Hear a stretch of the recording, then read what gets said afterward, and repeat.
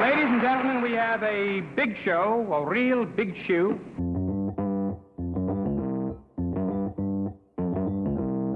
Live from Joe's mom's basement, it's the Stacking Benjamin Show.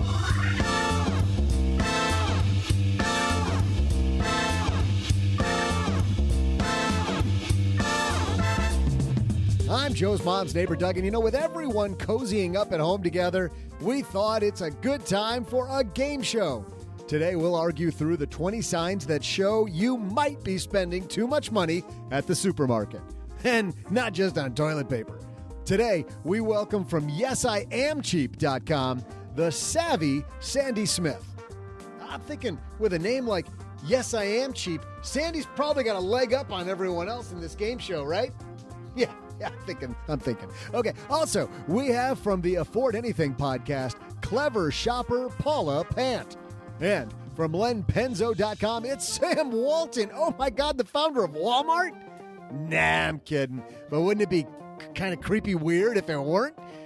Anyway, today it's only Len Penzo, but that's not all. During our Friday FinTech segment, are you launching your own side hustle or startup? Where will you bank? Today we talk to one of the people behind an app and banking platform made specifically for self-employed people called Joust, George Kurtyka. Of course, we'll still magnify someone's money. And last but certainly not least, I will test you with my famous trivia. And now, say hello to a guy who never passes on a deal for stale jokes, Joe Saul-Sehy. They're great jokes, Doug. Are you kidding me? They're phenomenal jokes. Hey, everybody. Welcome to Friday here in the basement. I am Joe Saul-Sehy, Average Joe Money on Twitter. And my partner, OG, is not here today, but the man in the bunker is here. Mr. Len Penzo's on my dad's shortwave. How are you, man? I am doing wonderful. How are you, Joe? Is this like, I understand there's people hurting and there's bad stuff happening around the world, but there has to be a little piece of Len Penzo that goes, I told you. No, I'll never say I told you so ever, ever, ever. Nobody likes that. No, Nobody. No, not at all. But it's about damn time for that gold to go up, isn't it? After all these years of waiting. Know. Yes. But the price of that, Len, was fairly high. The price of, for the gold to go up? Yes. The price has been fairly just a high. Little bit, but that's what it does, right? That's what gold does. That is. And the person who they call the gold of Las Vegas, probably. It's Paula Pant. That didn't sound good, Paula. The gold of Las Vegas. Well, it depends on how you interpret it. Maybe it means like the shining beacon of the city. Well, that's what I meant, but it sounds like Paula's getting ready for a big moment on the stage show. You know? Oh, speaking of which, there's a strip club that has a big sign that you can see from the highway, and they're advertising, and I am not joking, I quote, coronavirus-free lap dances. Socially distant lap dances. Yeah, exactly. I don't even want to know. Stay 6 feet apart. Do you even want to know? I have no idea. I don't want to know. I'm sure they're just normal lap dances, and the club is saying that their dancers are coronavirus free, even though we don't have adequate testing to actually prove that. Jeez. And in New York City, the woman with a plan, we're so glad she's back to save the show. Sandy Smith from Yes I Am Cheap is here. In my bunker. In your bunker. How are you? Because I keep hearing over and over that New York, and you know this better than I do, is like the home of coronavirus now. Like when you go in, it says, welcome to the home of coronavirus. Yeah, they give you the T-shirt on your way in and cough in your face just to make sure. Well, tell me, because you're wearing your awesome Elevate Conference T-shirt. Tell me what's going on with you guys. Well, there's supposed to be a conference in Washington, D.C. at the end of June. That might get moved just because people are infectious these days. But it's a conference to bring together people in the personal finance space who reach primarily people of color. So it would be a good time. We had a great conference last year. So we were hoping for a bigger conference this year, but that family reunion is it's teetering right now. I think, Paula, it's got to be true that wherever Sandy is, there's a party/conference. Sandy is the party conference. It's the same. Those two words mean the same thing. Well, we're hoping that we get to help you put on that again this year because we had so much fun helping make that a success last year. We're excited to get involved. But today we have some super excitement here on the show. You guys ready for this? I'm so ready. I've been in my bunker for 2 weeks. Get this. You know what that noise means. If you've listened to the show, that means it is game show time, everybody. In just a second, we are going to have the game show for no prizes. Lots of fun, though. And, people can play along at home. Here's the way we play. We're going to do 3 rounds. The first round, if you guess something that's on the list from today's piece, you will get 1 point. The second round, you will get 2 points. And the third round, you will get 3 points. All right. The list today comes to us from USA Today. And the second that Karen, our producer, saw this, she said, we got to do this because you know how grocery stores lately have been just, what a nightmare they have been. We thought it would be fun to do some grocery store stuff. And this piece, by the way, was written by, and I'm going to read you from the top of it just a little bit. This piece is written by Coleman Andrews. Grocery shopping, 20 signs you may be spending too much money at the supermarket. He writes, food is the third largest living expense after housing and transportation for the average American family. That's probably inevitable. We have to eat to live. And for a whole host of reasons, the things we like to eat, and especially those that are both satisfying and nutritious, tend to cost a fair amount of money. You might be surprised at how much, according to the USDA's monthly report on the cost of food at home. We often end up paying more for food than we should, though, for reasons that are largely our own fault. We shop badly. We don't take advantage of ways to save money. He says a few other things that are on the list. Unlike many corners of the world, we're a nation of plenty. At least for the more fortunate among us, there are nearly 40,000 grocery stores around the country, more than 26,000 supermarkets stocking a full line of groceries, meat, and produce. Newcomers to America are frequently amazed by the variety and sheer abundance offered by such places. So here is the question.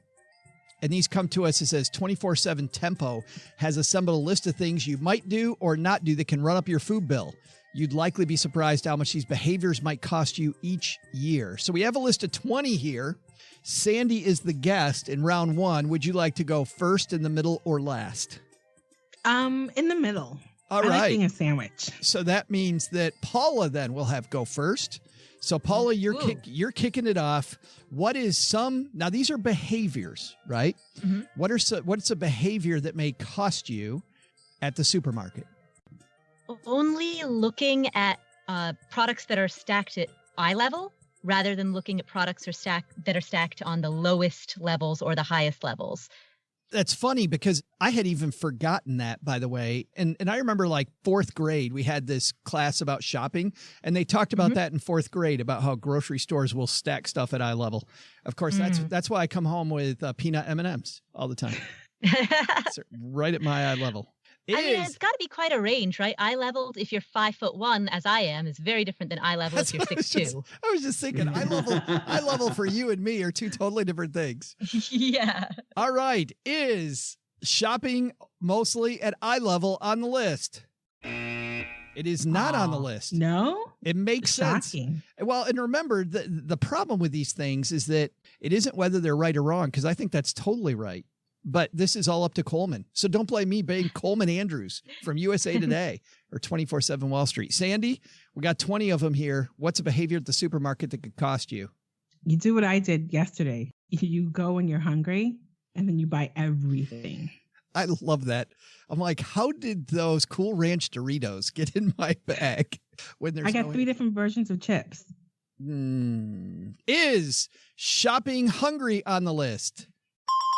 Nice job, Sandy. Coleman writes, by the way, to your point, big mistake. When you're hungry, everything looks good, even if it's not on your list or in your plans. Supermarkets depend on their customers making impulse buys and use many tricks to accomplish this goal. If you walk into the treasure house of food products that's the modern supermarket with a raging appetite, you're just making it easier for them to tempt you into putting things you really don't need or want into your cart. I don't know why, Paula, but I would imagine that you don't do that very often. Like you don't You don't binge shop very often. I typically shop with a list, but I'll definitely pick up like one or two spontaneous things. Like no one ever puts gummy worms on their list, but somehow I end up coming home with them. Well, you don't know this, but Len Penzo always puts gummy worms on his list. Don't you, Len? Absolutely. I love gummy worms. So shop hungry. Sandy takes the lead, Len. Let's see if at the end of round one, if you can be in a tie for first. Well, I'm going to go with the obvious one. And I've done this many times over at my blog, doing these comparisons and these taste tests of store brands versus national brands, buying the national brand when the store brand would do. Is buying the national brand when the store brand will do on the list. Bum, bum. What? Which is absolutely, that one's pretty. What? That is number one on, that should be number one on the list. I'm shocked. It is so funny, Len, because I'm going to give you this. You got to be kidding me. Who is this guy? Who is this guy? They talk around this in every other way. Like every single thing that is close to that, he hits, but he doesn't hit that one, which is pretty amazing because that one seems incredibly obvious to me. Well, so now we have 22. That is number one on the list. That is shopping 101 right there. That is number one. Well, and I'll tell you this, Len. This guy's dead to me. At the end of round one, he must be related to Sandy because Sandy's in the lead, 1-0-0. So Paula went first last time. That means that Sandy goes first in the second round. Sandy, see if you can knock another one here off the list. Coupons. Who uses coupons these days? Even the coupon apps. I'm lazy with it and I'm cheap. So you're saying don't use coupons is a way to cost you money? Use coupons. Yeah. Is don't use coupons on the list. Sandy is cleaning up, guys. I shop for groceries very often and make all the mistakes. Sandy says supermarket coupons, frequently sponsored by manufacturers to introduce new products or stimulate sales, are a great way to save money. Published in newspapers, online, and in flyers, they typically offer substantial discounts or 2-for-1 deals. One study computed marketers distributed coupons for food, drink, tobacco, clothing, and household items worth $470 billion last year, but consumers redeemed only $4.6 billion worth. So, that's 100 times different. Some people don't like to use coupons because they associate them with lower socioeconomic groups. But statistics show that shoppers with a college education, household incomes of $100,000 and up are twice as likely to use coupons as those at lower income and education levels. Showing, Sandy, there's a lot of smart people out there coupon shopping. Mm-hmm. And now they're apps, so it's even easier. You know, you don't even need to sit there and clip coupons while you're watching trashy TV. Yeah, Len, do you guys use any coupon app? No, actually, I don't. Nope. And I don't do the shopping. The honeybee does. So, but do you do any coupon clipping? No, I don't know of any coupon clipping. Yes, but actually apps, I don't think she does. You want me to ask her? Hey, honeybee, do you use apps? Do you use a coupon app when you shop? Oh, she does. She uses the Albertsons app. Well, it's funny. We use the I was going to say we use apps, but we only use physical coupons because apps are so easy, Sandy. You said it earlier. Using the Albertsons app was super easy when we were in Texarkana and had Albertsons local. That was super easy to use. And the Target app, by the way, the Cartwheel app, you just hold your phone up to the thing and put it on the barcode and it tells you if it's on sale or not. So if you're putting in the cart anyway, like I'm not going out of my way to go buy stuff that's on sale, but if I'm putting it in anyway, we've gotten great deals. Paul, I know you don't go coupon clipping, but do you use any of these apps to maybe save as long as you're going? The Target Cartwheel one I use, and I have the Whole Foods app. I don't shop at Whole Foods very often, but I have that app on my phone because as a Prime member, if you scan the little QR code, you can get some sort of a discount. Drop the mic, Paula. Drop the mic. No, drop the mic. Beyond that, no, my primary grocery store is Sprouts Farmers Market, and I'm sure they must have an app, but it's actually not on my phone. So yeah, I was thinking we have a Kroger now, and I don't even know if there's a Kroger app, but that's a good opportunity. You know, the joke some people call Whole Foods whole paycheck. So use the Whole Foods. Use the Whole Foods. Exactly. Yeah, that's why I do not go there often, but every now and again, if there's one like on the way and Sprouts is 20 minutes out of the way or something, I'll pop in for like 1 or 2 items. Well, and if you're using the app, maybe they should call it like 2/3 paycheck instead of whole paycheck. I don't know. More like 97% of your paycheck. Len, you can make this a close game if you nail one here. Well, I'm gun shy now because you know what? I don't know what this guy's thinking anymore. So, well, we got coupons and shopping hungry. Yeah, but definitely not buying store brands over national brands. That's not on the list. Okay. Let's see. Well, there's 2 of them here. I'm going to be kind. There's one that I feel like I would steal it, so I'm going to pass on it.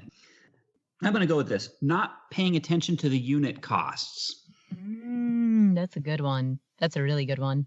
Not paying. I can only see by your face, Joe, where this is going.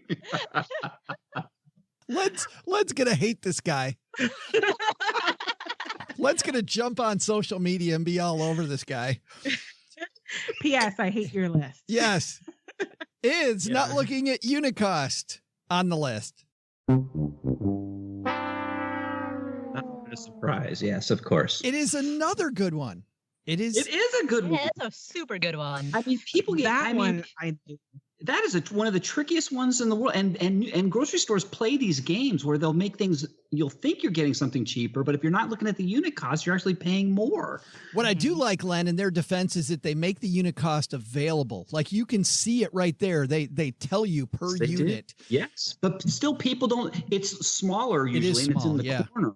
But and people don't pay attention to it, but it's there. It's there. You've got to pay attention to it. That is a trick. Recently, I took my niece grocery shopping with me, and I was teaching her about unit cost. And we had, on 2 occasions, the thing that was bigger that looked like we were buying in bulk, higher unit cost than buying the little individual thing. Yeah. I've noticed sometimes when making comparisons, and this doesn't happen often, but occasionally the unit costs for comparable products will be the unit of measurement is different. Oh. And so you have to do a conversion. Oh, yeah. Well, I'm out then. I can't convert stuff. Who's got time to go converting everything? There's an app for that too. That's right. There's got to be an app for that. There is. Or I'm out. Paula, please make this close. By the way, I will give you a hint to help you make it close. Okay. You offhand earlier said one of the things on his list. Mm-hmm. I know she did. That's why I didn't say it. We all know what I'm about to say next. Shopping without a list. Is shopping without a list on the list. That, by the way, is not only on the list, kids. That was the number 1 thing on the list. The grocery list, he writes, is a wonderful invention, whether it's on a scrap of paper or on your tablet or smartphone. It's a good way to stop yourself from buying food you don't need or probably won't use. As a bonus, it can also save you time because you can group food types, produce, dairy, meat, and poultry together so you don't have to wander up and down the same aisles again and again. Nice job. So, at the end, oh, wait a minute. We can't do this without the theme music, Sandy. If you know anything about the game, you know you got to have the theme music. Of course. The score at the end of the scintillating 2 rounds. Sandy has 3, Paula has 2, and Len has had 2 phenomenal ones that didn't make the cut. Yeah.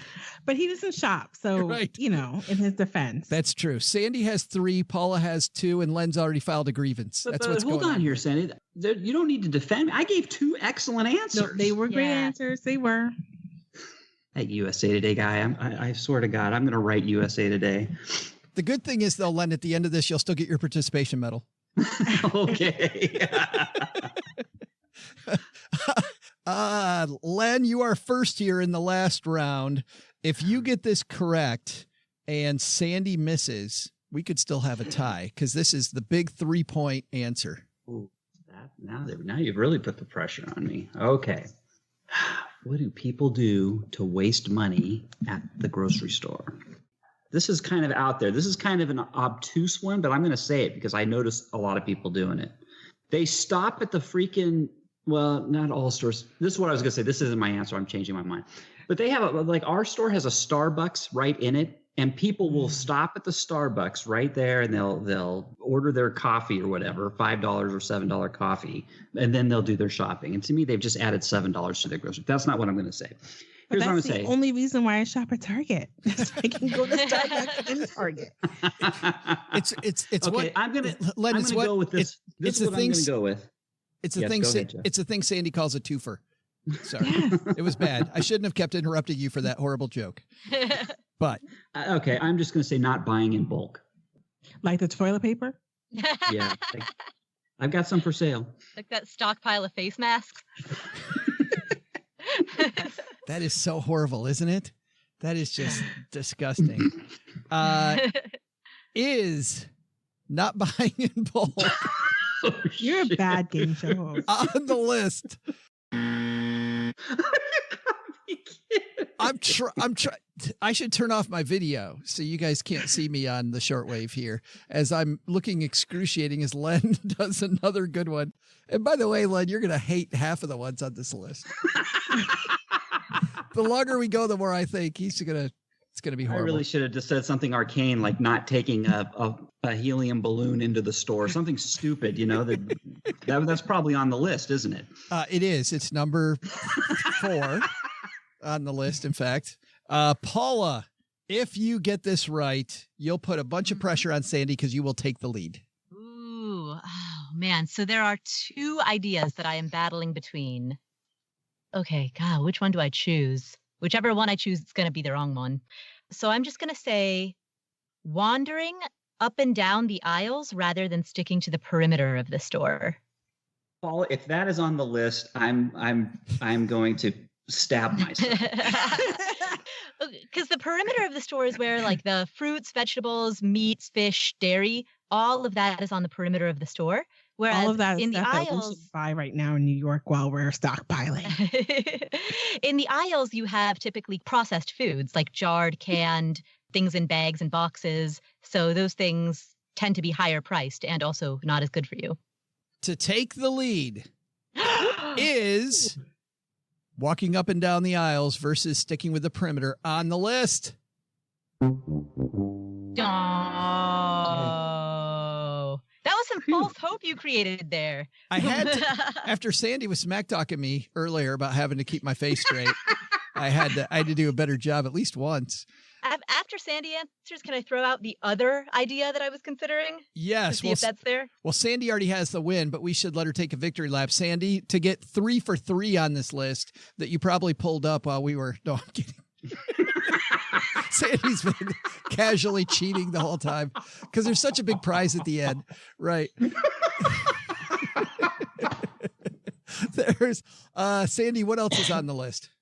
I'm going to guess it's stuff that we're having to do right now in New York, which is getting our groceries delivered to us while we're supposed to be bunkering down. I don't know if everybody's grocery store delivers, but that's what Shipt is for and all that other stuff, the grocery delivery stuff. Is using delivery service on the list.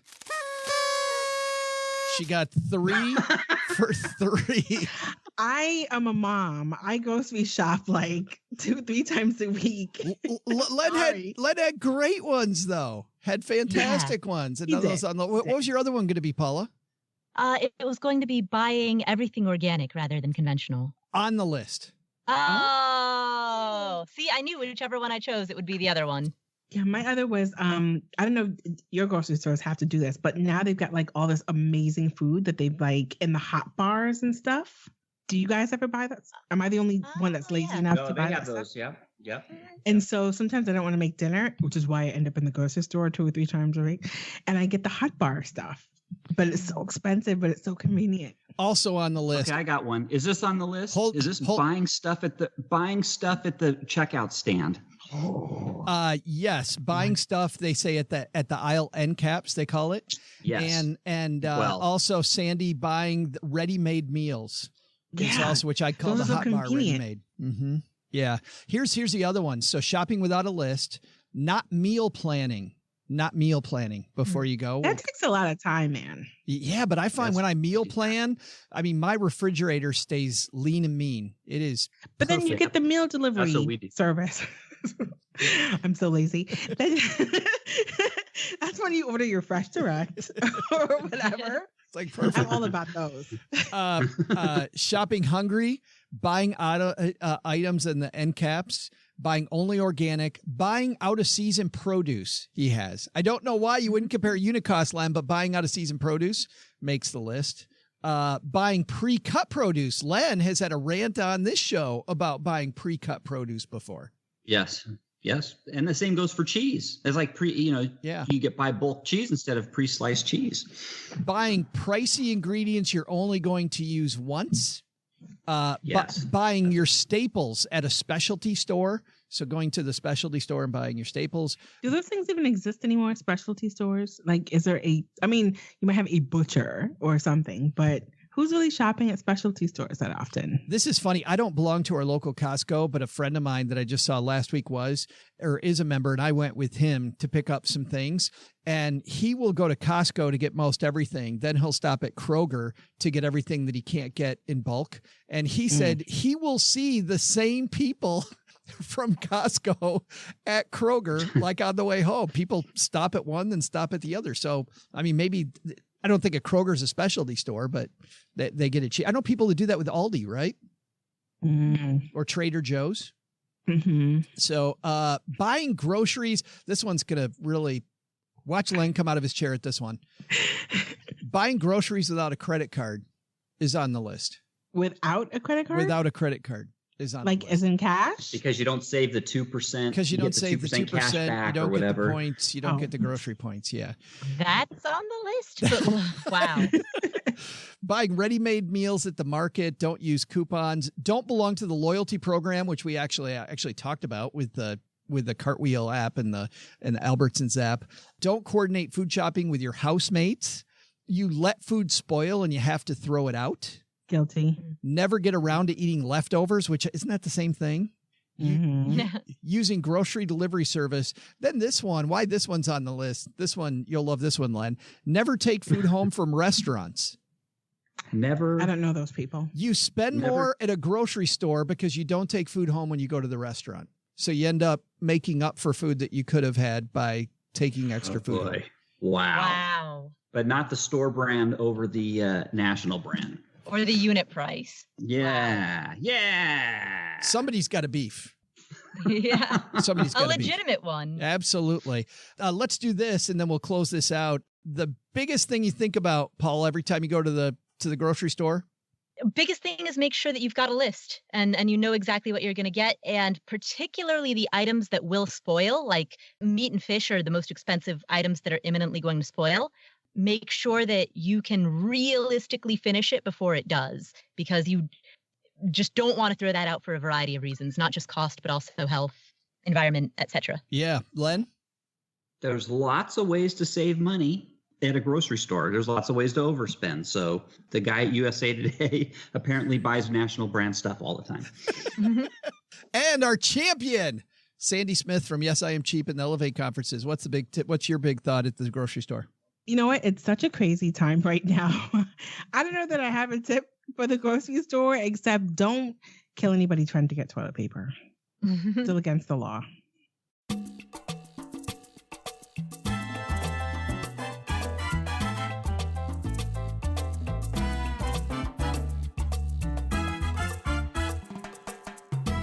If you're new to the show, you may not know that at this point, we usually have FinTech Friday. That's where we go over some of the cool stuff that you can put on your phone or things on your computer from some companies and some innovators who are pushing the buttons of banks and insurance companies to move finance forward. And man, have we talked to some really cool innovators on this segment. However, today we were going to talk to George Kurtyka from Joust about how Joust works, helping small businesses. Of course, you may know that small businesses aren't really running right now, which is why instead we're going to talk to George about a program that the SBA has right now, a couple programs that they have to help small business owners. And I have to ask you, if you're somebody who either knows somebody who runs a business or you yourself run a business, apply for this. Apply for what we're about to talk about, because A lot of people out there think this is going to be another underfunded program. In fact, this is so important, we're going to talk about it next week. I'm seeing a lot of people talk about these $1,200 stimulus checks. Nothing compares to businesses being able to keep people employed, and that is specifically what we're going to talk about today on the Friday FinTech segment. So I'm super happy to talk to George Kurtyka. By the way, if you hang out past the credits on today's show, we're going to talk to George about how Joust actually works. They're an institution that we use for our banking, and their pay armor, if you're somebody who is a small business like we are, is just invaluable FinTech help. But for now, we're going to talk about the new SBA programs that have just been rolled out with the CARE Act. Let's say hello to George Kurtyka from Joust.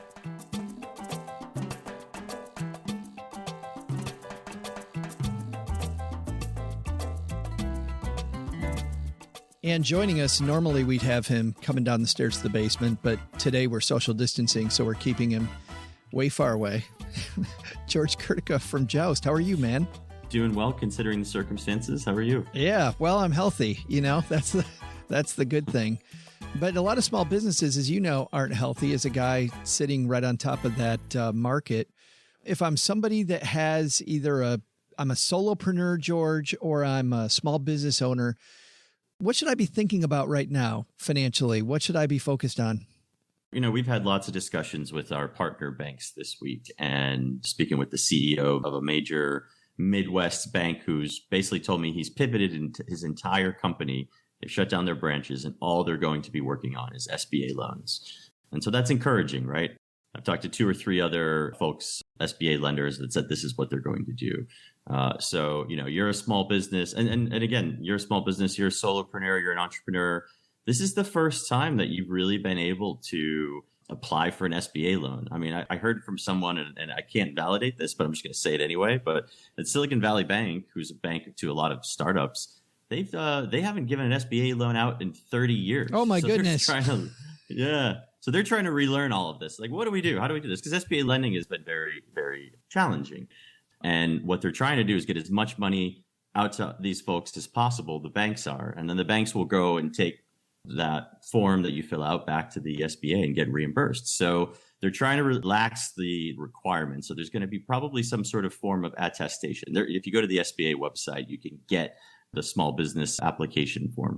And you find an SBA lender and you get that application into them ASAP, today, tomorrow, because of the PPP program, this program that's going to be able to cover the small businesses, freelancers, micro businesses, starts Friday.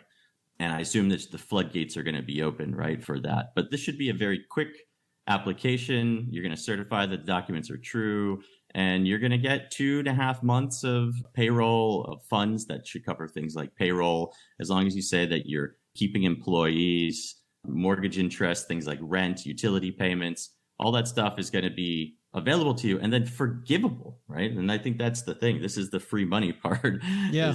This is the forgivable portion. So that's what they're trying to do. If you're a small business, micro business entrepreneur, is to get going on this PPP loan, get the forms downloaded and start filling it out. SBA has a page up on their website. Treasury's got a page up that helps you as well. And so that loan is ready to go right now, and lenders are ready to start taking those.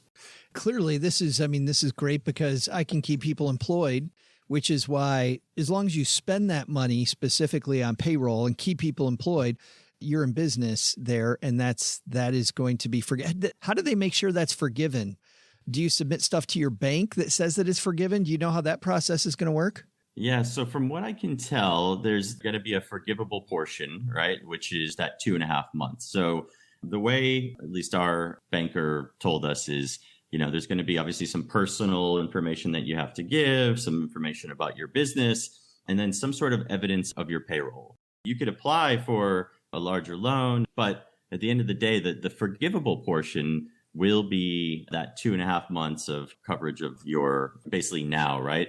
And again, it's going to be based on number of staff. If you reduce your headcount, you actually, your loan forgiveness will be reduced, right? If you decrease salaries more than 25% for any employee, that made less than $100,000. So it's all employees less than $100,000. Your loan forgiveness will also be reduced. And then you have until June 30th, 2020 to restore your full-time employment and salary levels for any changes made between February 15th and April 26th. So that's the other thing is, you have to have been a business or in business from February 15th.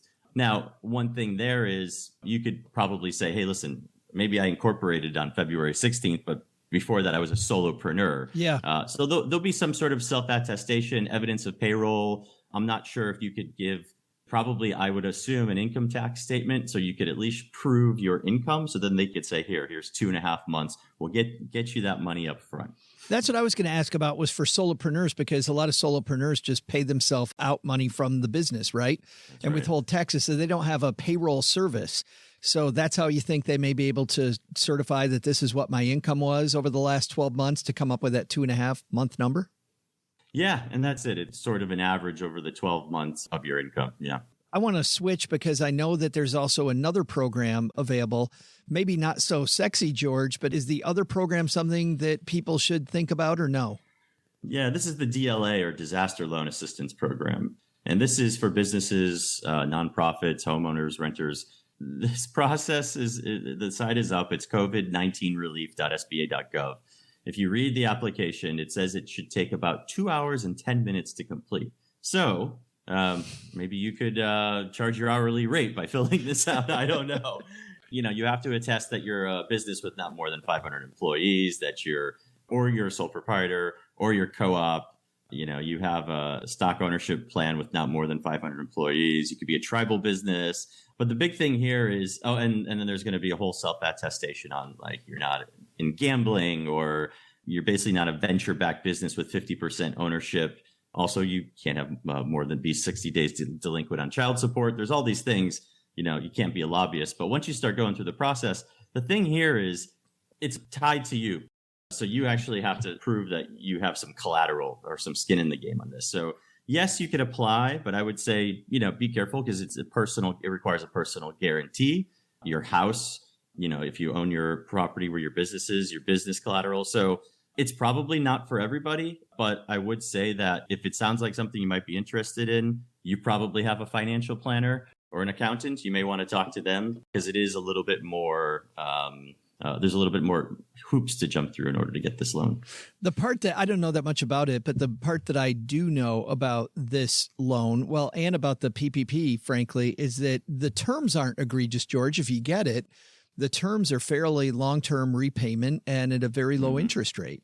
Yeah, it's a 2-year loan and there's no repayment penalties for paying early, no collateral on the PPP, no personal guarantee. So it's interesting because you're talking about what is almost free money. And, listen, if you think about what the Fed has done in terms of lowering interest rates, it's about getting money into the system. So for all intents and purposes, this is nearly a free money type of opportunity on the PPP side where you've got a very low interest rate and they want to get money into the economy to keep these small businesses going. So a colleague of mine was telling me that, she had pizza delivered last night.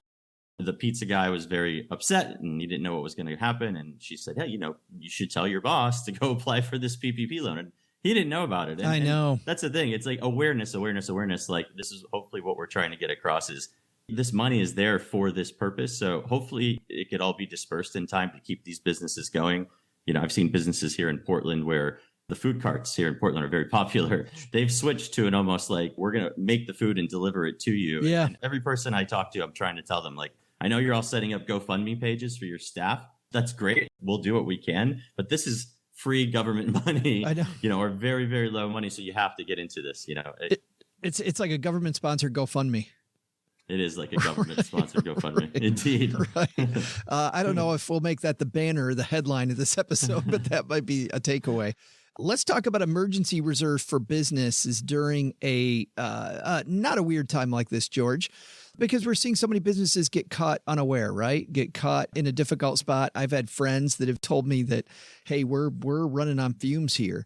How much of a reserve should a business owner plan to keep? Is it like a person where it's 3 to 6 months in reserve just in case? What is there a guideline for business owners? That's another interesting discussion I was having with our director of finance and a couple of people on the team. There's actually no incentive to save in this country on the business side because it almost seems like you'll always get bailed out. It almost seems fiscally irresponsible to put money aside because it's not working for you in a savings account. And then there are all these programs out there that will help small businesses. That's one way to look at it, right? Like, hey, don't worry, there will be programs to help bail you out. But at the end of the day, you can't really rely on that. What if you were already running on fumes and this comes along, something like a pandemic, and it takes a month or two for the government to act? Then all of a sudden you're like, oh, wait a second. Now I have to lay off, furlough, do whatever I need to do before I even get some money in the door. So, yeah, I mean, listen, ideally, you're not running month to month on your payroll and costs and expenses. If you run a small business, it'd be nice to have a couple of months in the bank. There's really not a lot of guidance. Sure, you could say 2-3 months, but it really just takes time. Like, make sure that if you're running a small business, set some money aside as much as you can in case there's a 1 to 2 month issue that comes up in the future before you might have to bridge to get some sort of government assistance program. But yeah, really not a lot of guidance. I think, you could take the personal guidance into heart here, but it's really about what you can tolerate as a business. I've got 2 more questions. Part of the banking platform that you guys have at Joust includes invoicing people. Are you seeing that slow down where people are like, I had a contract for me personally, just to tell you where this question's coming from. And I even told the person, I'm like, hey, if this is a bad time for you, I can invoice you in a month because I'm going to be okay. And I don't run unless the people around me run. Right. Are you seeing invoices slow down and people kind of giving people more leeway on billing right now? Yeah, it's interesting. I'm not seeing invoices slow down so much on our platform. What we're seeing is invoices going out, but like basically people trying to hurry up and get some of their work done because they feel a slowdown. I think there's a lagging indicator, right? Oh, like yeah, the work done up until now. I think we'll see maybe the next 30 days a little bit of a decrease just because of the fact that people who are independent contractors who are using invoicing may be flipping over to we're going to work for Instacart or going to Amazon or going doing some delivery. But at the end of the day, what we'll see is, if I could look at my crystal ball, we'll probably see a decline in invoices and an increase in sort of direct payouts from these freelance platforms, right? Oh, yeah, right.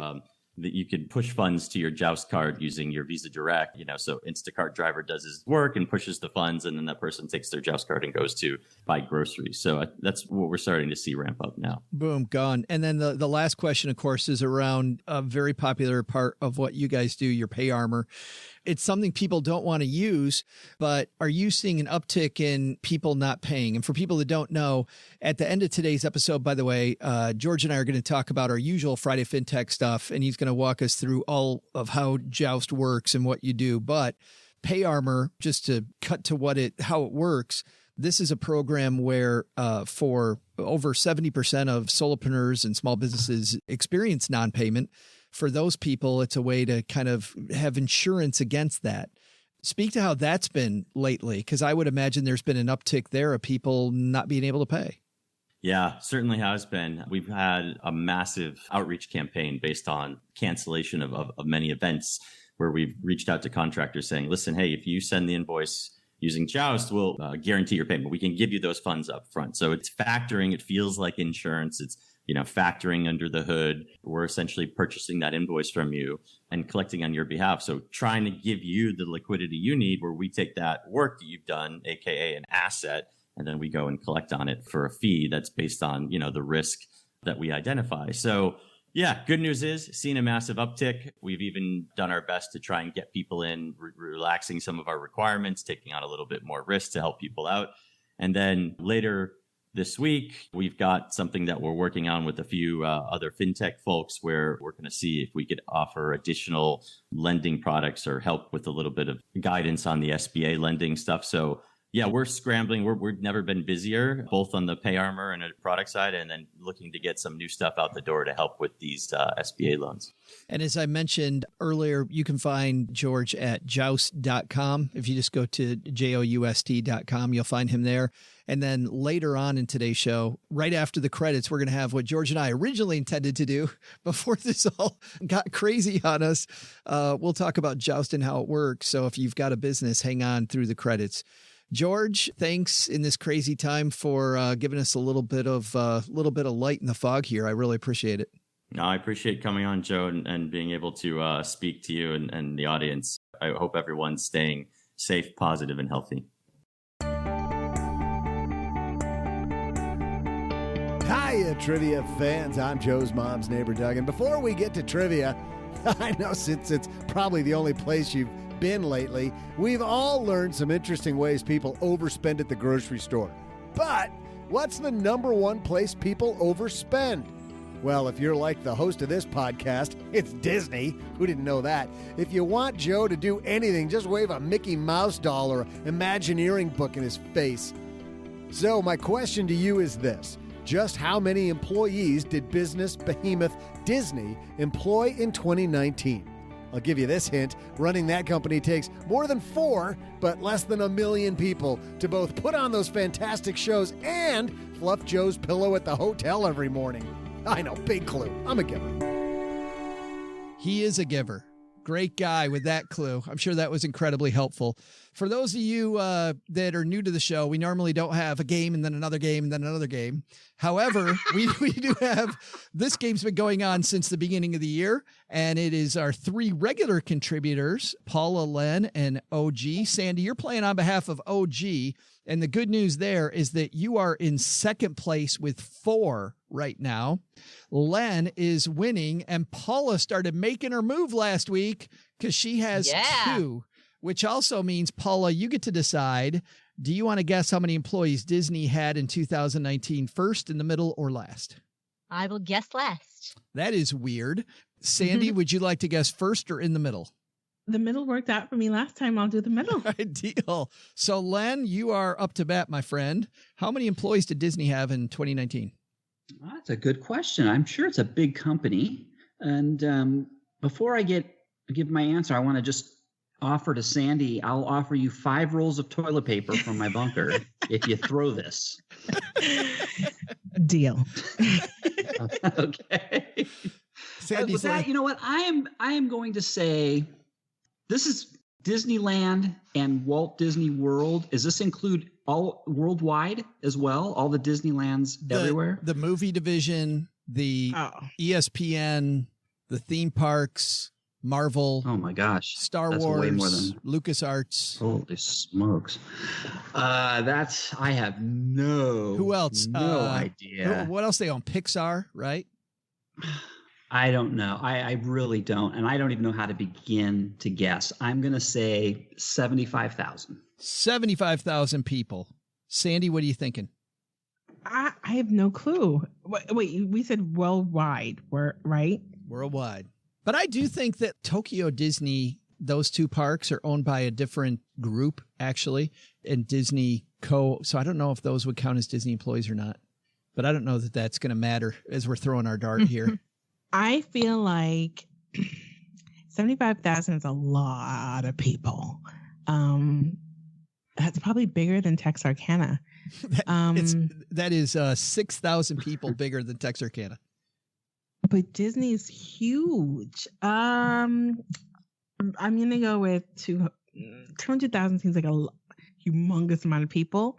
But you said between 4 and 4 million, right? Between 4 and 4 million was what he said. 4 and 1 million. 4 and 1 million, yes. Let's go with 250,000. Let's go 250. 250,000 people. Well, Paula. Wow. That's quite a spread. Len, I'm sorry to do this. Hey, I get everything below. We're not doing prices right.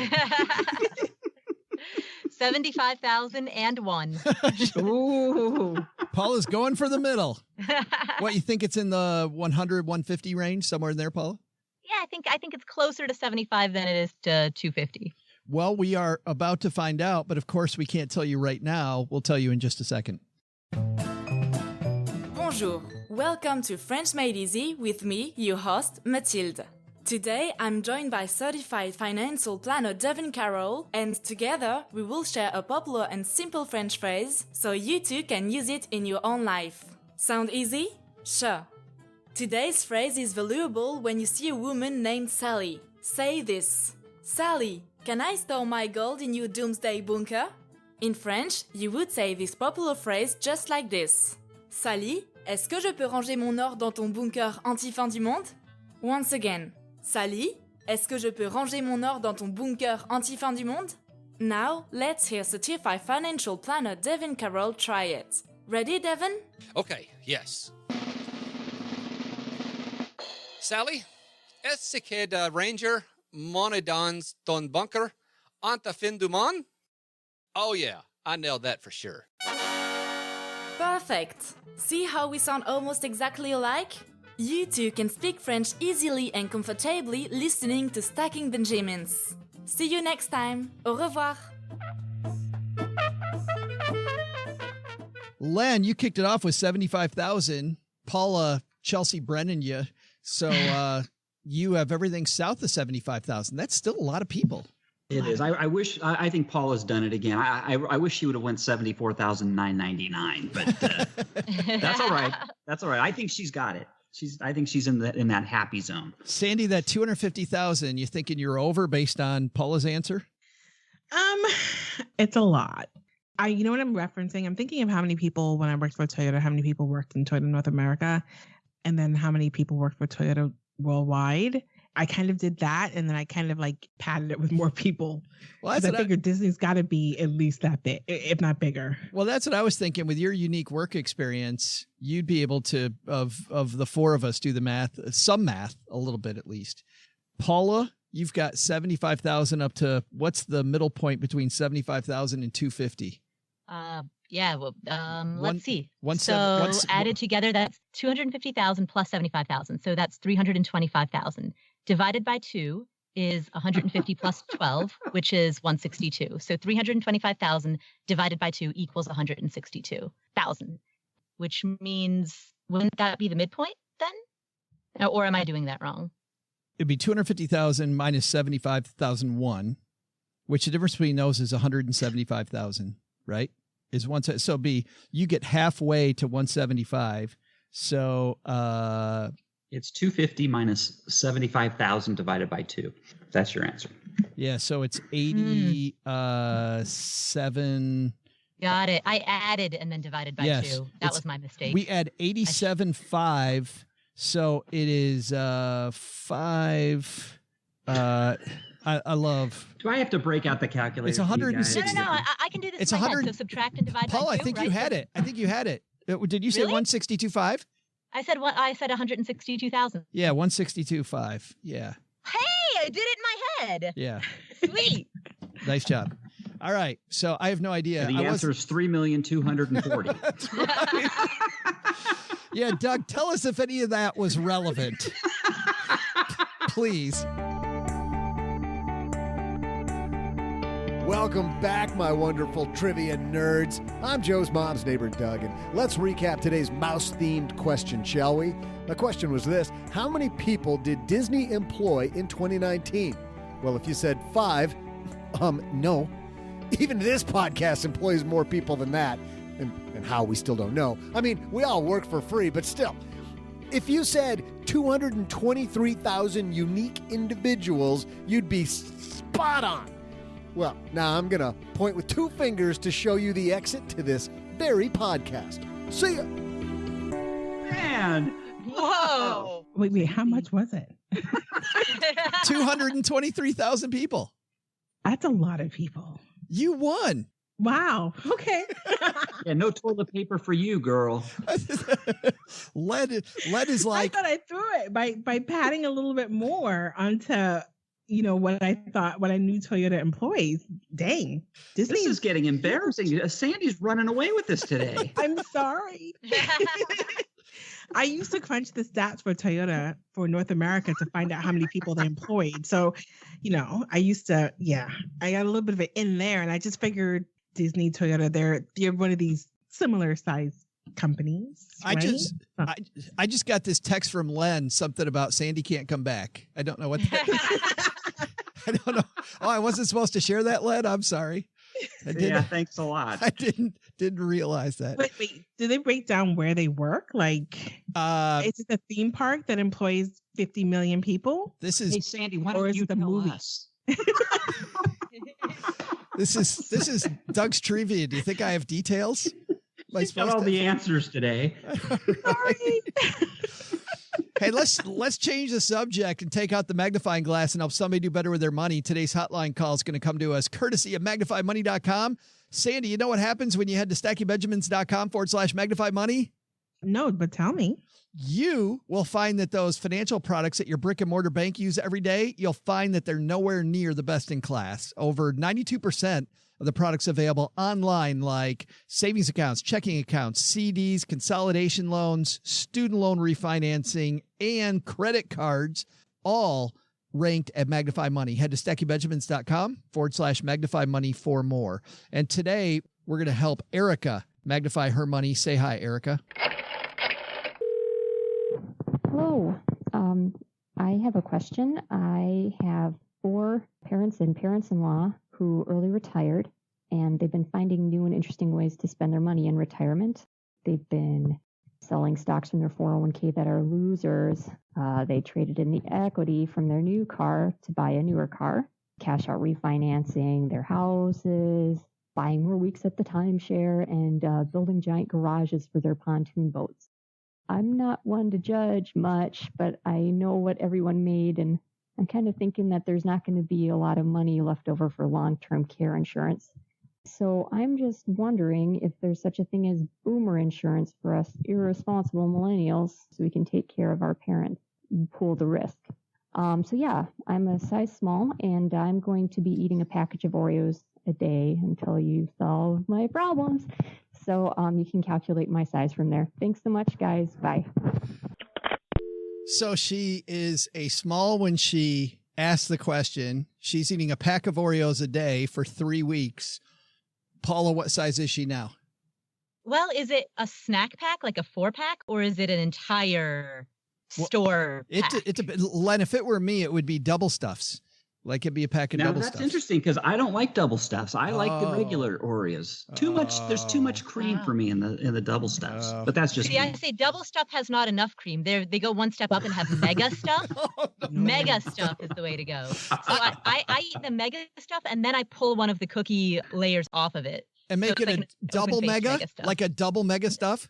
That's a little much even for me, unless you have an intermediary layer of like some peanut butter, some bacon, maybe like a slice of strawberry. Then you can do double mega stuff, dunked in milk. Amazing. Sandy, could you imagine like you're hanging out on Fremont Street and here comes Paula Pant running on this big old sugar high down the street past you because she's so hopped up on mega stuffs? Whenever we move FinCon to Vegas, I'm sure it's going to happen. Like, was that Paula? She's all hopped up on sugar, Oreos.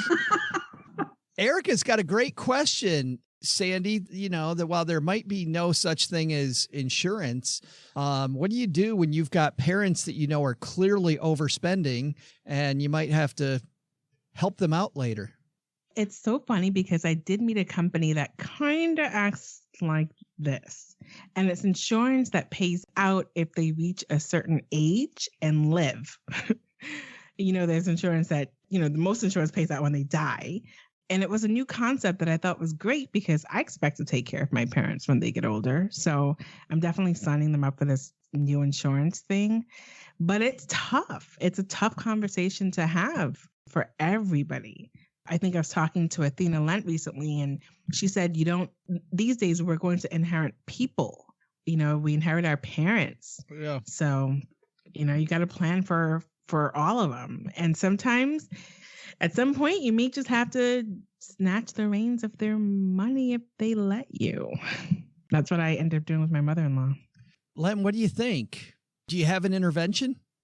Yeah, I would go in if the tricky part is you don't really know what they have, do you? I mean, did she say she knows exactly, how much they had to begin with? If you don't know what they have, I mean, it's kind of hard to say anything.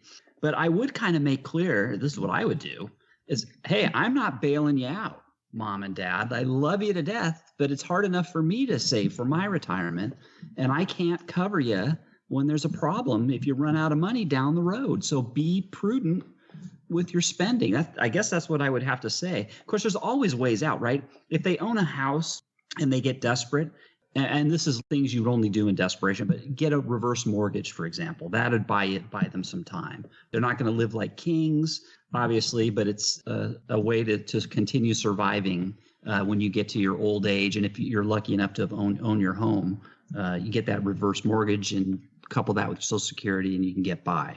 So it's not like, it's total disaster. Yeah. And by the way, just a few things to clarify, because Len, I really like where you're going. And this is where we get into some pretty careful financial planning. The first thing is, remember that your home is one of the things that equity in your home, when you go to qualify for Medicaid, does not, my understanding is, does not count against you. If we've got lawyers out there that want to help this discussion, but does not count against you. So taking money out of your house to then have a Medicaid eligible facility then take is probably not a phenomenal strategy. And I'm not saying that we should take assistance that isn't ours. I want to be clear here. But if those are the rules, I want to play by the rules. And reverse mortgages, I also like, but there's a lot of bad actors, as you know, Len, out there in the reverse mortgage industry. So you really got to be careful in reverse mortgage land, because people don't understand the fees in a reverse mortgage. It looks like a shell game. From the outside looking in, it looks a lot like a shell game. It can be a great strategy. And unfortunately, I've had to use it for family members as well. It can be really, really helpful. But I like the tough love aspect of that too, Len. But that's hard, to tell your elders, I'm not bailing you out. Well, especially, like I said, if you don't know how much they have and you say that and they have the money, I mean, then you look like an idiot, right? You look stupid. So you better know that they're running down on their money before you jump in there. Yeah. So it's always free to say, hey, I'm barely drop hints though that, hey, I've got my retirement, boy, I'm really struggling. You just drop those hints. Maybe they can read between the lines that way. And Sandy, people might have heard me typing, but when you were talking about the longevity annuity, people living for a long, long time and not having money, I was furiously looking up the guy's name because we just had him on the show on our FinTech segment, Blair Baldwin from Age Up. You're talking about Age Up. Age Up. Yes. Mm-hmm. Yeah. Really cool stuff. Where if people live a long time, it's an annuity that helps you, if you live this long, long, long time, which can be scary for a lot of families. Oh, yeah, because, money runs out before grandma and grandpa. Right. And then you've got to take care of, a set of parents and maybe your kids and yourself at the same time. So actually, very specifically to Erica's question, that's probably the answer that she's looking for, is something like an Age Up. But no, I know, Paula, you've got to have thoughts on this.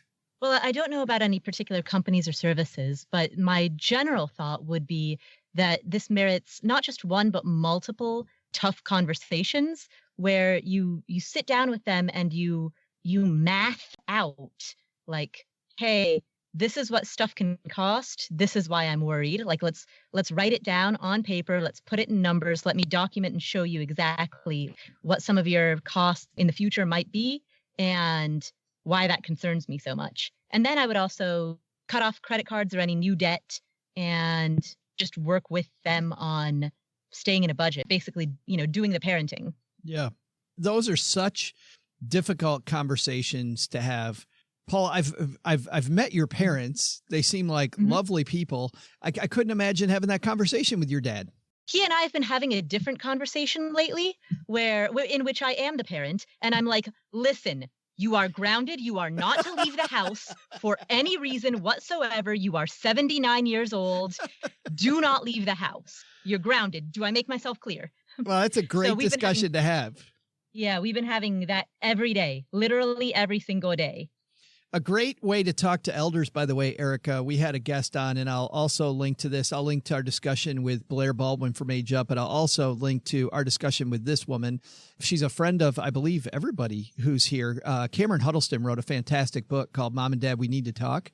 And it's a way to talk to your parents and how not to talk to your parents. And also, by the way, if you have siblings, how to involve your siblings in those discussions so that your siblings don't think that you're the world's biggest jerk for talking to mom and dad without including them. So it's a great resource. And we spoke with her over the summer last year. Thanks for the question, Erica. And Gertrude will be sending you the code for the shirt. And you can decide the size then yourself. We won't do the math on how many or what pack of Oreos you had for the size shirt.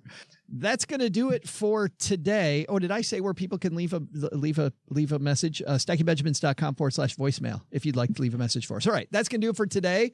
We're going to give our guest of honor the last word here. So, Mr. Penzo, what's happening at lenpenzo.com? Oh, I don't know. There's I really don't at the moment. I don't know what I have coming up. You got to retire so you can get on top of this thing, man. Yes, I know. Well, actually, that's been pushed back a few months. So we're now back to around July time frame. Oh, but I thought with gold through the roof, you were out of there that day. Well, no, it's not like I'm 100% into that kind of stuff. You know, I've got lots of things that are suffering like everybody else. So, you know, and that one of the worst times to retire is actually right when markets are doing this kind of bad things here. So we'll push it back a few months here and we'll reassess. So anyways, stop on by Len Penzo and there's always something going on. Paula, do we have to do, you and OG and I do a over-under pool on the day that Len actually retires? Like we put like yeah, we totally could. We put $10 in. We don't tell Len what month it's going to be. We put $10 in each and the winner gets all of it. I'm done. I'm in. We should totally do that. I'm in too. That'll be fun. Paula, what's coming up at Afford Anything? On Afford Anything, on the Afford Anything podcast, we are covering everything that's happening in the world right now. We're talking about the bear market, the stock market collapse, the fact that we are almost certainly heading into a recession. We're going to talk about how to be more productive if you work from home, how to protect yourself in the event of a job loss, how to support neighbors and friends who are in a harder financial situation than you are. We're going to talk about all of that, like how to navigate these turbulent times at the Afford Anything podcast. Is the stock market down? Today? Or, gosh. Who gave you that idea? Sandy bought that. Sandy, you've known me how long? Come on. I fell for it. Right, you know, I was on such a good run with the game. I know. It had to be like one thing, right? Sandy, you have had a lot of good appearances on the show, but I have to say, this one, you ran the damn table. I shop. That's my thing, I guess. I food shop, I should say, not anything else. I was going to say. Otherwise, I lose my street cred.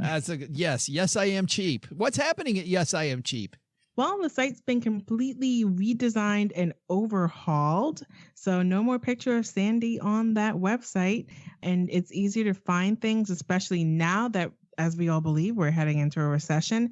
And my site was created as a response to the recession and my own recession 11 years ago. So, you know, what's old is new again. And hopefully I can have information there that will help people through whatever's happening right now.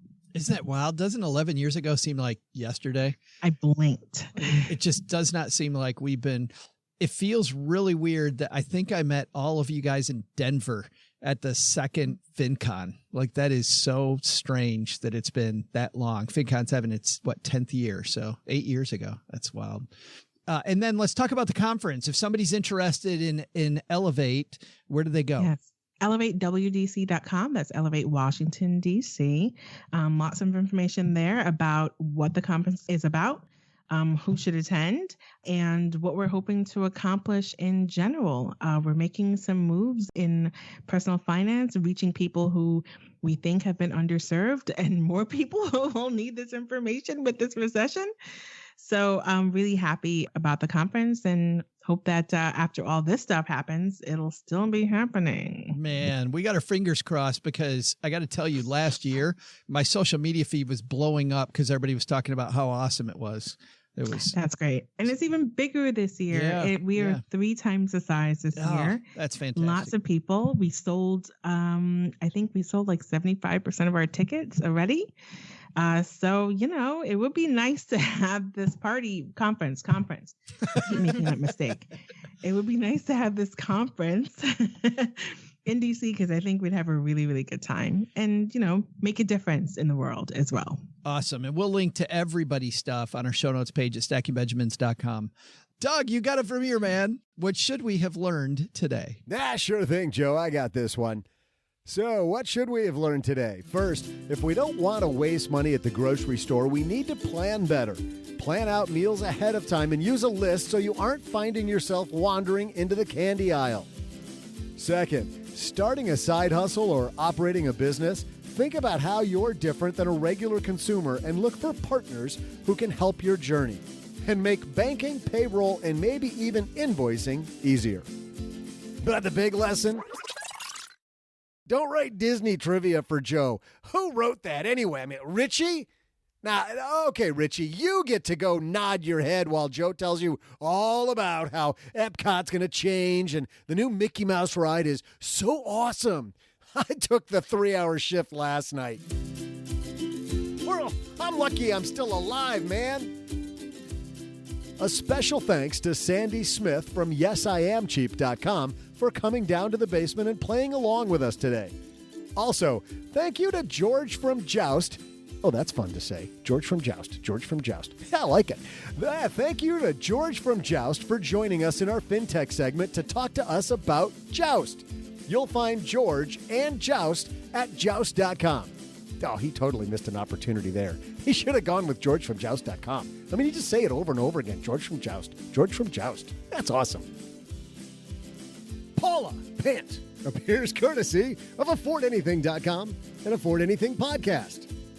All the Afford Anythings. Len Penzo was gold on today's show, wasn't he? Well, at least he's hoarding it all under his bed. This show is created by Joe Saul-Sehy, produced by Karen Rapine, and engineered by the amazing Steve Stewart. Online, visit us on Twitter at SBenjaminsCast or on our Facebook page. I'm Joe's mom's neighbor, Doug, and I do not like computer jokes, not one bit. SB Podcasts may receive payment on the show from sponsors and guests in the form of books, giveaway items, discounts, or other remunerations. That's a big word.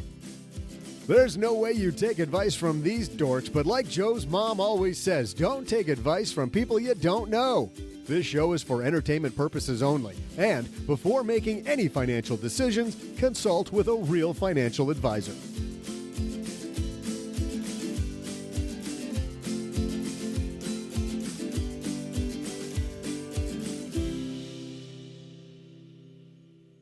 Hey, everybody, welcome to a bonus section of the show. As I mentioned earlier, we wanted to talk exactly about how Joust works. When we originally recorded this, that was our goal, was to have a regular Friday FinTech segment. And as I mentioned before, this gentleman is the COO and co-founder of an institution that we use for our business banking. They're called Joust. You heard about them earlier in the show, but let's talk about how this company was founded. A bonus here today. Friday FinTech still happening. Let's see if we can dial him in here on the shortwave again for a second appearance today. George Kurtyka, how are you, man? I'm doing well, Joe. How are you? Great. Let's talk about Joust.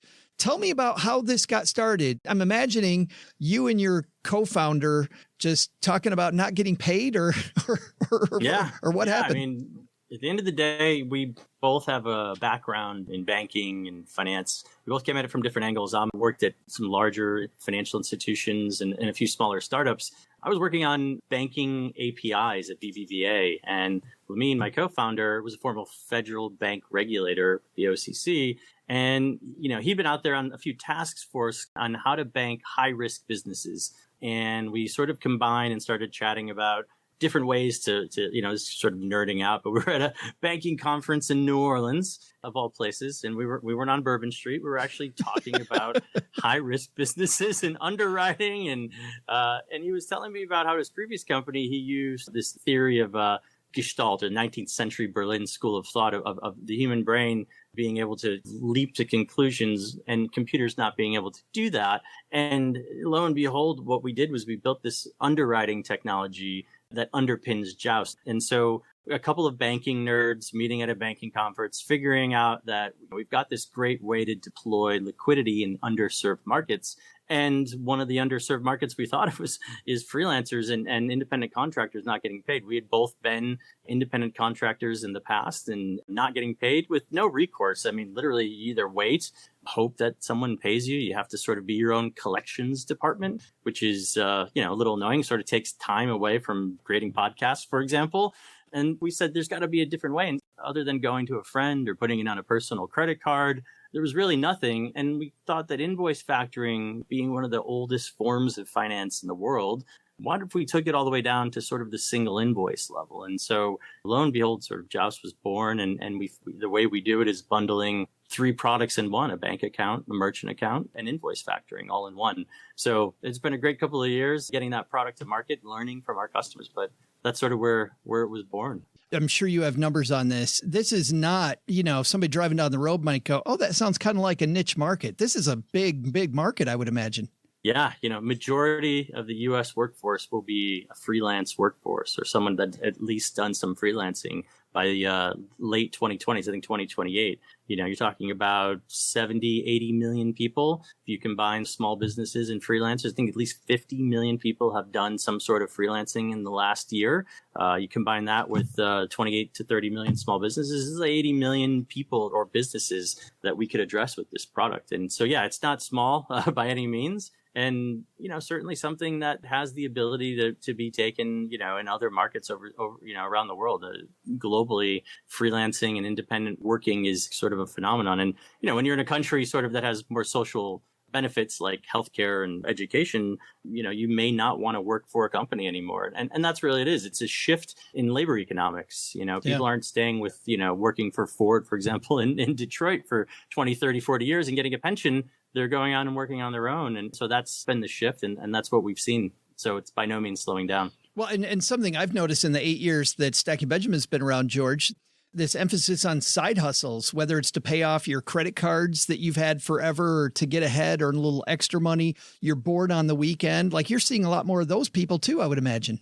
Yeah, it's funny. We see a couple of different kinds of people. We see people that set up their account because you should, if you're starting a small business, bifurcate your personal finances from your business finances. So people set it up because they're anticipating becoming an independent contractor, freelancer. We see people who are already bringing their book of business. They've got clients and they just want to bring things over and consolidate them all in one. They're spending 10, 12 hours a week reconciling all the tools. So we give them that all-in-one tool. And then we see people that are doing maybe some more, consulting type freelancing, but also they'll do some dog walking or they'll drive for Uber or Lyft on the weekends just to, like you said, maybe save up a little bit extra money, go on a vacation, pay down a loan. And so, yeah, I mean, I think that's it. You see people dabbling in sort of freelancing and we're there to cater to all kinds. So it's been interesting to see. Well, let's dive into how it works then. So I decided to start my dog walking business and I need a bank account. I like the fact that I can, we'll talk about Pay Armor here in a minute, but you can help me if my client's a little slow to pay. Tell me about what I do. Walk me through it. Do I go through website or an app? Sure. Yeah. So right now we're mobile apps, iOS and Android. You would download the apps and we are setting you up with a bank account. We work with a community bank in Kansas City called NBKC Bank, very progressive, fun bank. Yeah. And just as a side, not to cut you off, George, but for people that are longtime listeners of the show, there are so many fintech companies that we've had on the show that works with NBKC because of how cool they are. And I've actually been there and met with Zach and Ann and a lot of the people there. And what a cool institution. They've been great partners to work with to take this idea forward. And I've worked with a few different banking partners in my career. And, they've been certainly the most fun, the most willing to learn with you. And I think that's been great. So you get your FDIC insured bank account through NBKC. You get your Visa debit card. That's part of the Patriot Act. You have to onboard. We have to know who you are. And so that's the basis of the Joust underwriting platform. It's looking at you, and then you come in, you download the app, you get everything set up. You set up your first client. You import your, a client that you're working for, do some work with, and we give you a robust invoicing tool. You send them that invoice, and you have a choice. You could either send a standard invoice. Actually, you could send an estimate too. Send a standard invoice and they'll get an email and they could just click pay with credit card or pay with bank account. and the money just shows up in your Joust bank account. Or this is kind of the cool thing, the PayArmor product. We build up a trust, like, I talked about trust scores and Gestalt. So we look at the relationships you have with your clients. And once we see a good period of invoice activity, you start to unlock liquidity. Your risk rating goes down for us. And what we do is we give you the opportunity to instantly fund that invoice. We do it for a fixed fee, 6%, or guarantee that you get paid in 30 days. So maybe you're a little bit, you just need to know the money's going to come in 30 days. We do that for 1% of the invoice price. And so for much, much less than going and putting things on a personal credit card or going to get a loan from a bank, we give you access to that work you've already done through an asset, which is an invoice. Again, no one's really doing that at the single invoice level. And so that's it. It's as easy as clicking a button and getting paid. When you talk about building that trust, how long does that take? Is it a certain number of transactions that you're looking at? Is it X amount of time? How does that work? Yeah, we look at 1 or 2, maybe 3 transactions from the same client where we would then give you access to the PayArmor product. We're building that risk and that trust score. Certainly, we see our fair share of people coming in with fake identities or synthetic identities, and we sort of root them out of the system. We've been lucky enough, knock on wood, not to have lost any money due to fraud because our models are so robust. We built this on compliance, know your customer and sort of know your business, if you will, technology. So we're pulling from lots of data sources. We look at phone records, we look at email addresses. And, it turns out if you're Joe and you're invoicing George at Joust, those are domains that have existed for a while, emails that have existed for a while, phone numbers that have existed for a while. And once we see a couple of transactions go through, you're kind of good to go. It's a real business then, and you can go ahead and do that. Is that then the primary way then, George, that you guys get paid? Yes, exactly. We make money on, we have a revenue share deal with NBKC. So money sitting in the bank account and then any debit card swipes, you don't pay that. Your merchant, anytime you shop at a restaurant or whatever, they pay that fee. We make money on payments processing. So like Stripe does today, you're getting that bundled in. So the standard 2.9%. And then we make money on the PayArmor product, the 1 and 6% fee. So a few different lines of revenue just based on the mechanic of sending an invoice and getting paid. So banking, just like any other bank account with any other bank, very similar there. And then the PayArmor fee, frankly, a lot less than I would pay if I decided to float it on my Chase card, as an example. Yeah. Exactly right. And that's it. It's giving you that freedom and access to liquidity. It is an asset, right? At the end of the day, we could sort of go off and build a big asset based, business off of this. And so we're just testing the market and seeing, and so far the reception has been great. Now, George, that both listeners to the show don't pay attention that much. And so you could easily share with us some secret stuff that's coming up next at Joust. Yeah, really cool stuff we've got coming up. Obviously, we're continuing to evolve our own mobile products, things like goals and P2P and international remittances and wires. And then we're also looking at some really strong partnerships. We get, as you can imagine, people reaching out every day, insurance products like offering through the platform. Hey, if you're a small business and maybe you don't realize you're a DJ and you need event insurance, what about getting it through the Joust platform? So looking at adjacent products that we could offer to sort of keep you in the ecosystem. And then for sort of larger customers, we're looking at, programmatic ways to get you access to PayArmor through an API. So a lot of cool things we're working on right now. I was going to say, too bad there's nothing going on, man. No, nothing at all. Small. We got a small team, but they're high performing, and it's just great to work with them on these ideas. And we come up with all these great ideas and sort of test them with the market, and we're able to iterate quickly. And yeah, it's a lot, but it's better doing this than sitting in a large bank where it takes 2 or 3 years to design a product. That's for sure. The site is called Joust, and as George so eloquently said, you can find it at the App Store or Google Play, right? That's right. App Store, Google Play, joust.com or try.joust.com/MWF. We got a deal going. Yeah. So, a deal with my sister show, Money with Friends. So you can use that link and you'll see that we've got a very special deal there for all of our listeners. Thanks for doing that, by the way, George. Yeah, no worries. Yeah. Thanks for hanging out, by the way, and explaining a little bit about Joust to us. I appreciate it. It was my pleasure. Thanks, Joe.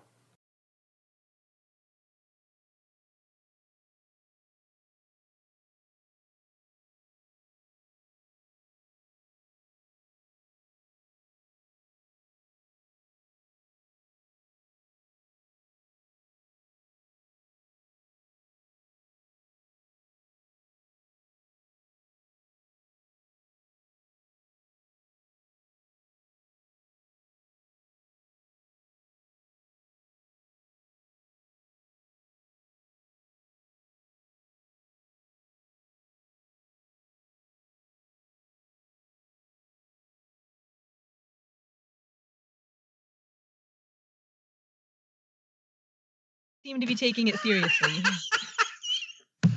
I saw a meme of somebody saying that they heard that it swells your throat up and it curbs your appetite, makes you not want to eat anything. And then there's a meme of somebody like licking a doorknob. Sounds like the perfect weight loss program. There's a great gif of a little kid who's like licking like a handrail pole, and the wording around it just says, "Honey, don't touch your face. Just don't touch your face." It's so good. I'm blessed to have these relatives who share the dumbest shit, spread like all the fake stuff. And my one cousin had this it seriously is a good official looking meme that shows like, when you can see like inside somebody and there's like the hints of the skeleton and stuff. And it says that coronavirus, and I believe this part's true, that for like a telltale sign the first few days is you have a sore throat. And I've heard that for a lot of people that has been true. But anyway, then this meme says, if you gargle with warm salt water during that 4-day period, it'll get rid of it and you won't get it. And what's funny was that I wanted to go after her, but then I realized it's my cousin Gail and everybody else already thinks she's a moron.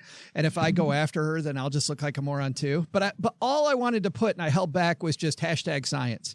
That's all I was going to put. I can't believe scientists had that right in front of them. We could have cured the whole pandemic with warm salt water. Thank you, Gail. I told these guys, Sandy, that I was not going to drink today until like 5 minutes ago.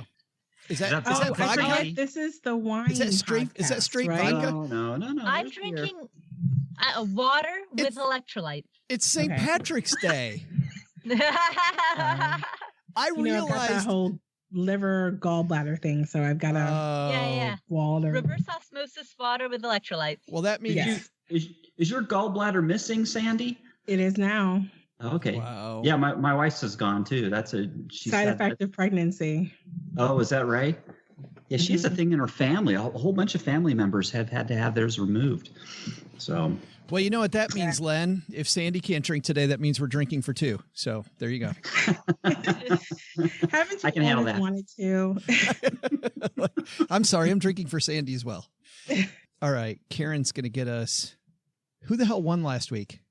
No, she's saying it's Len 4, OG 4, Paula 2. That is not correct.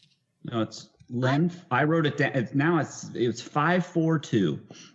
I know that I'm 2. I don't know anybody else. Yeah, Paula won last week. She got the what was that, Paula? It was the That's right, 5-4-2. It is 5-4-2. Yeah, I'm writing it down now. That's it. We do this every week. I've got it down. Well, no, Karen's got it. I'm the idiot that doesn't have it. And I haven't uploaded the show that we recorded last week yet. So she has no idea. What was the question? I forgot what the question was last week. Is there going to be a quiz? Huh? I seriously don't remember the question either. Do you remember the question, Paula? I think this is really a like how good is your memory type of a quiz, and we're all failing. I hope that's not the first symptom. Like what? Like, excuse my language here. Gargle with salt water. Cures everything.